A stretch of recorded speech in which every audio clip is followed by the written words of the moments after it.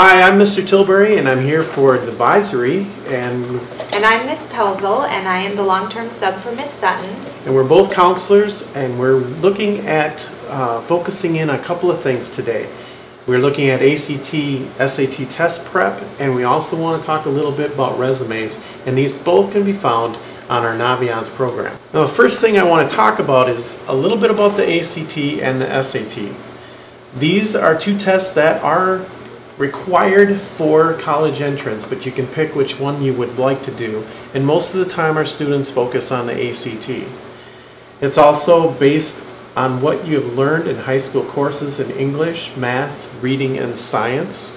So it's basically what you have learned here, and taking challenging classes is being the best preparation for these particular tests. And some of the scholarships that are given by colleges or other places do base their results or based on the results of your ACT score, and that sometimes can be very interesting with that score that you'd want to have. But also there's other workshops and things available throughout the Career Center that I know Ms. Pelzel will talk about later.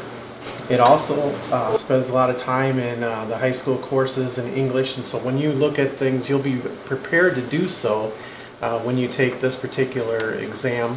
There's some things you could take to prepare for it, like a workshop possibly out of the Career Center, or other areas, either online or through other companies or so on. But also scholarships could be based on this particular test. So is the ACT and SAT important? Yes, it is. For four-year admission, they would require one of those scores. Some important differences between the ACT and SAT test are important for you to note. The ACT test is accepted by most colleges and universities, especially here in the Midwest. Some highly selective schools do require the SAT, so you'll want to check on the website of any college that you're interested in attending to see which test they require. But for the most part, the majority of ROS students take the ACT test, and the majority of colleges accept ACT scores.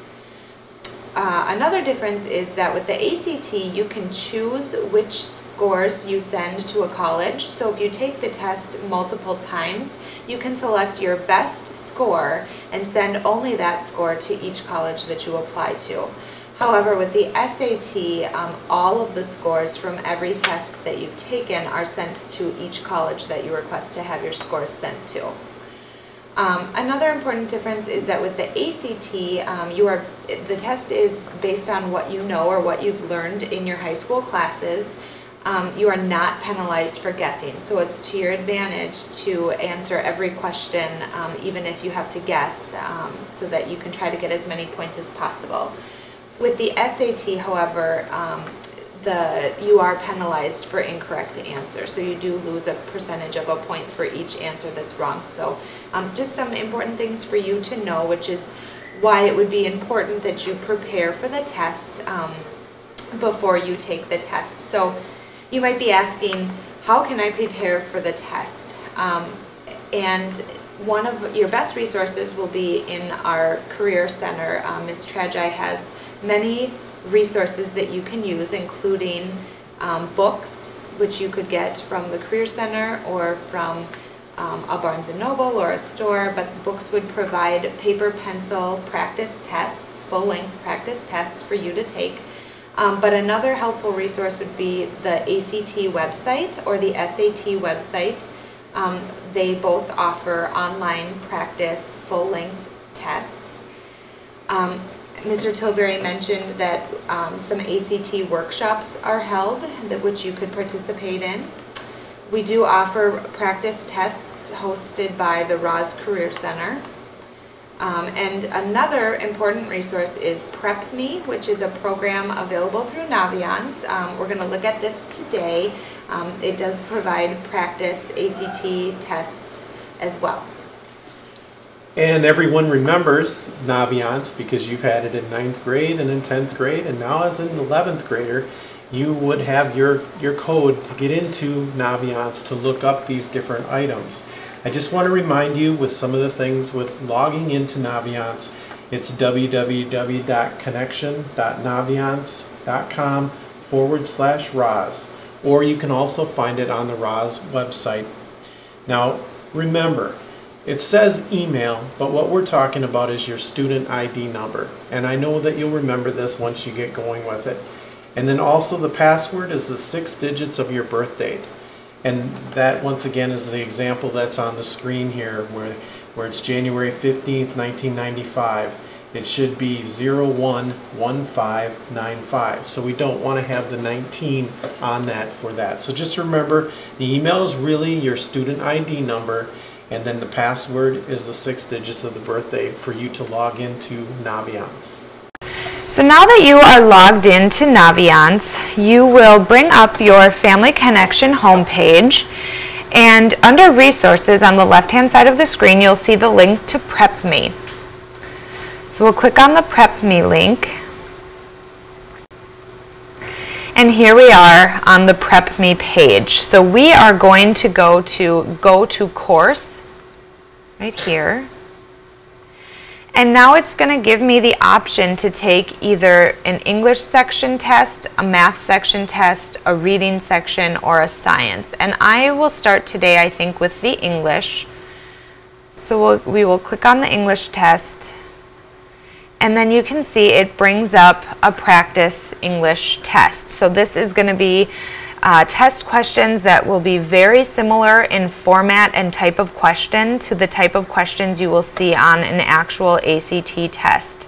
So you can use the scroll here to scroll down and read the passage, and then you'll see below the first question that you want to answer. When you finish answering that question, you'll click on Next, and it will bring you to the next question. So, and you can tell that there are 15 questions in this section. When you're finished, you'll go up here and click on Submit Test, and it will score the test for you. So you will actually be able to see which questions you got right and which questions you answered incorrectly. And that way, if you need help figuring out where you went wrong in any area, you can always bring that question into a counselor or into a teacher, and we can help you problem solve if you're needing some assistance in improving your score. Well, I know that we mentioned test prep on Naviance, and I know Ms. Pelzel was talking about that, but I want to move to another aspect that we wanted to cover today, and that was regarding your resume. The resume is something that is experiences and skills that you had along the way. It highlights your accomplishments to show that you are qualified for the work or college that you want. It includes the more important extracurricular, volunteer, and leadership experience.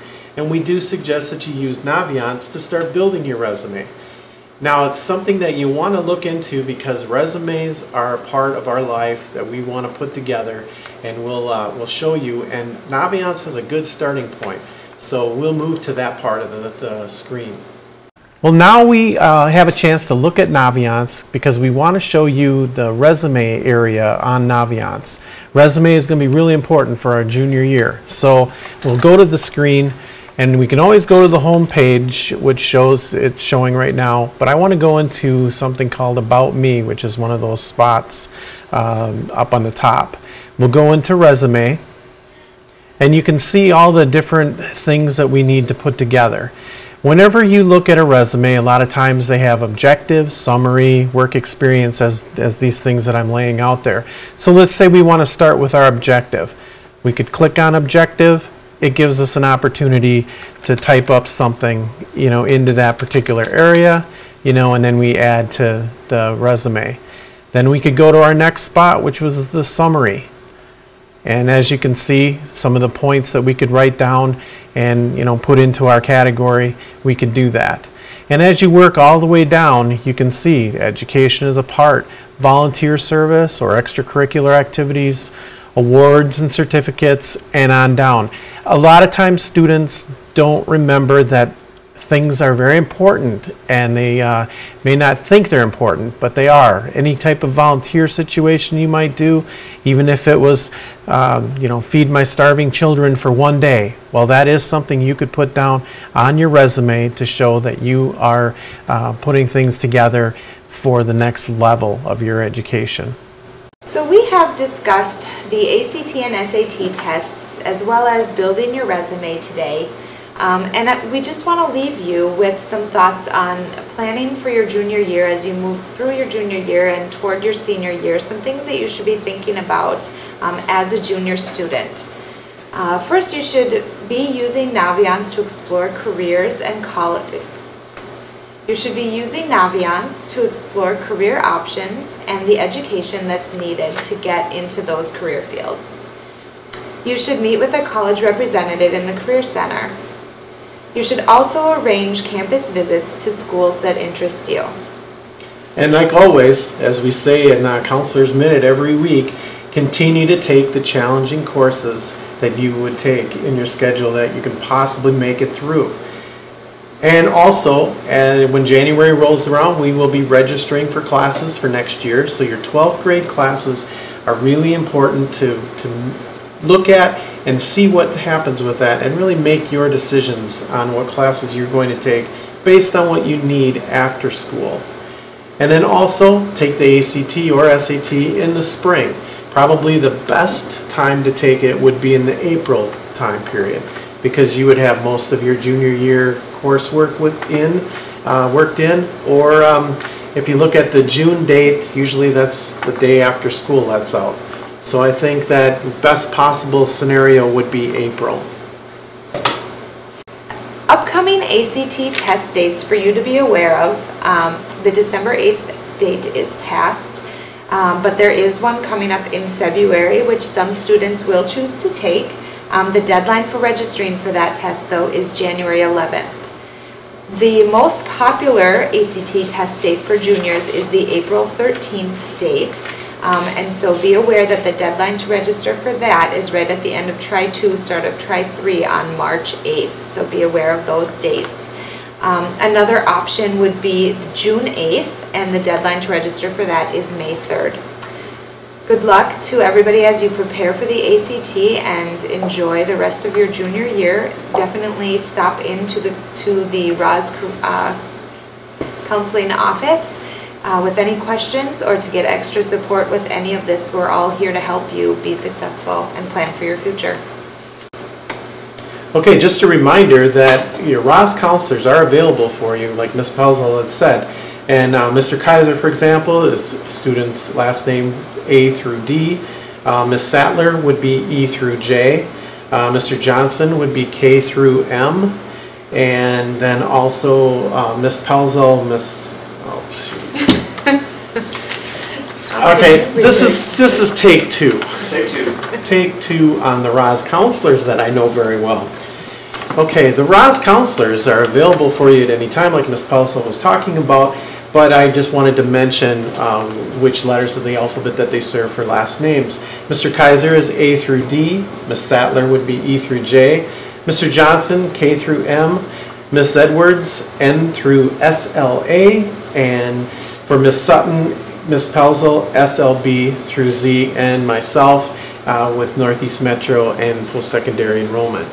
And also, not to forget, Ms. Tragi in the Career Center will be an invaluable resource for you as you are exploring careers in colleges and moving through your junior year into your senior year.